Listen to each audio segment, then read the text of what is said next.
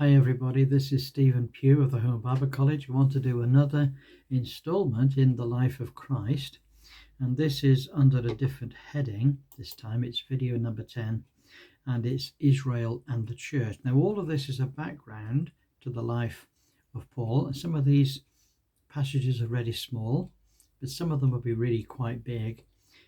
But today we're looking at Israel and the Church, just a little bit of a background to his life. And it's number 10, video number 10, and it's about his Jewish origins.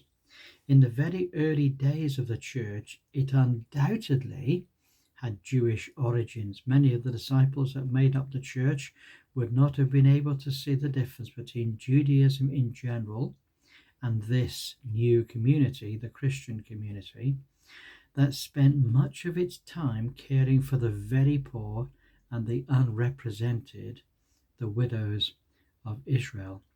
When we read the record of those very early days, we see lots of references to their Jewish religious life and culture. In fact, it was really quite well on into the period of the Acts of the Apostles before they had their first Gentile convert.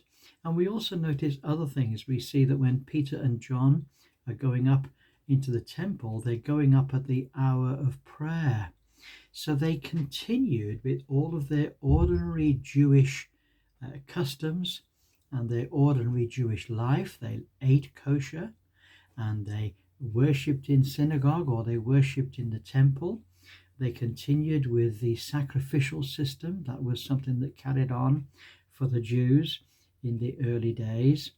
And so we see really that the church itself, it took quite a long time, even though it was founded on the day of Pentecost, it took quite a long time to ever discover a Gentile world.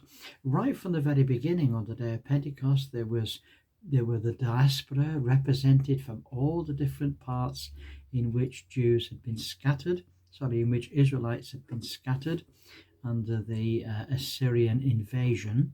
But they came back at Passover, they came back at Pentecost, and they came back at the key significant feasts that they might worship their God. So we look forward to catching up with you on our next installment. Have a wonderful day. Bye for now.